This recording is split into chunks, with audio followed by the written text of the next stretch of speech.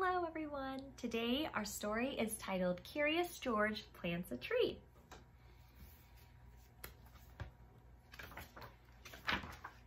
George was a good little monkey and always very curious. Today was a good day to be curious. The man with the yellow hat was taking George to the Science Museum. The museum was one of George's favorite places. There was always something new to see and interesting to learn. Have you ever been to the museum? Often there was a special exhibit. George wanted to know what it was today, but first he had to make his favorite museum stops. The rocket room, the mirror room, and the butterfly space.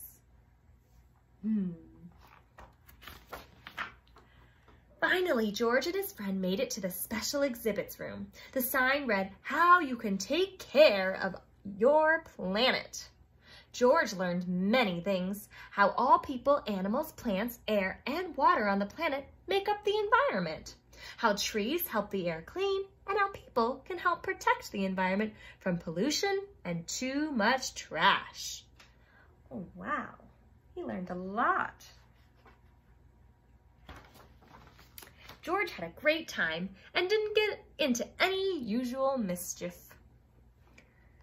As he and his friend were leaving, they bumped into the museum director. Oh, that's the person who's in charge of the museum. Dr. Lee looked happy to see him. "How is my best monkey visitor?" Dr. Lee said. "I'm so glad I ran into you. I wanted to tell you that we're having a Green Day rally tomorrow at the park." George was curious. Whatever a rally was, he was sure that the park was a good place to do it. "We're going to plant a truckload of trees and collect used paper for recycling," Dr. Lee explained. "We didn't have much time to advertise, but we need lots of volunteers. How would you like to help out?" There was nothing that George liked better than to help. "What a great idea," the man agreed. "We'll be there." That's very kind of them to volunteer and help.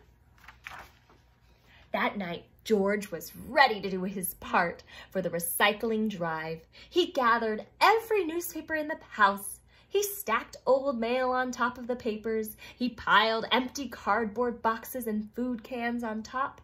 What a heap! What more could he add? George scratched his head when he took several books off his bedroom shelf.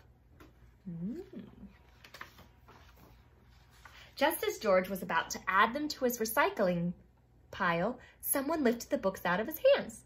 "Not so fast, George," said the man. "These books are made of paper, all right, but you can read and enjoy them many times. And when you're done, you can donate them to other kids or your library.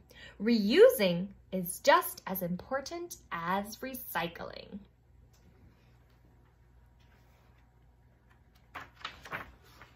The next morning, George and his friends set out for the park with their wagon of neatly stacked paper. Suddenly, the man stopped and said, "I forgot my gardening gloves. Go on without me, George. I'll be there soon." As George walked down the street, he spotted several newspapers lying about on his neighbor's front stoops. George had an idea. He had lots of room in his wagon. He could recycle all those newspapers. Uh-oh. He's taking all their newspapers without asking. Is that a good idea, friends? And the newspapers were not the only thing that he could recycle. He noticed stacks of paper cups sitting on a table under a tree. Into the wagon they went. Oh no, friends, he's taking more things that aren't his. So did a pile of magazines and a heap of papers someone left on the sidewalk. Uh-oh. He's taking all these things without asking, friends. Is that a good idea? George was happy with his great load. At the park, he found Dr. Lee standing under a big banner. "Good morning, George," Dr. Lee said. "I'm so glad you came and brought all of your friends. We need lots of help to get this job done." George turned around. He was surprised to see so many faces, but they did not look very helpful. They looked angry. Uh-oh, you see their faces, friends? They're all running after George, and they're looking angry. Let's see what's gonna happen. The man with the yellow hat arrived just in time. He explained to their neighbors that George was gathering paper for a good cause. They were no longer mad. They even stayed to help plant the trees. Aw, they learned that it was just a mistake. George, you saved our green day, Dr. Lee said with gratitude. These trees will provide fresh air, and each summer we'll have the shade, which means we'll use less water to keep the grass green, thanks to you. Being a monkey, George had known all along how important trees were. The end. That's the end of the story, friends. And there's some ideas on how you can conserve energy and resources. So, when you're drawing, you can use both sides of the paper. That's a great tip. And sometimes we even rip our papers in half, so we only are using part of a paper.